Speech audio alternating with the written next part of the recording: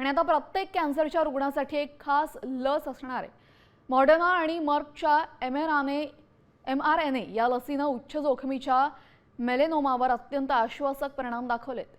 Melanoma म्हणजे त्वचेचा cancer असलेल्या रुग्णांवर केलेल्या चाचणीमध्ये या लशीला मोठं यश मिळालं।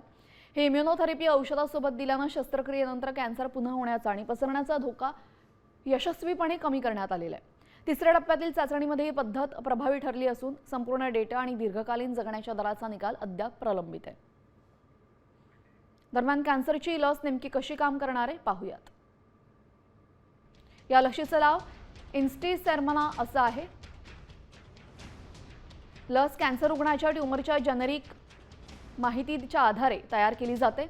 मेलानोमा म्हणजे त्वचेचा कॅन्सर असलेल्या 1137 रुग्णांवर यशस्वी चाचणी करण्यात आलेली आहे। रोगप्रतिकारक पेशींना कॅन्सरच्या पेशींची ओळख पटवणं हा लसीचा मुख्य उद्देश आहे। ऑपरेशन नंतर उरलेल्या एकदम छोट्या कॅन्सर पेशींना ही टार्गेट करते। चाचणीचा शरीराच्या अन्य भागापर्यंत कॅन्सर पसरण्यापासून वाचवण्याचं लक्ष्य पूर्ण झालेलं आहे। तर मॉडर्ना आणि मर्कने कॅन्सरवर नवीन लस आणण्याची घोषणा केल्यानंतर बुधवारी बाजारामध्ये मोठी तेजी बघायला मिळाली।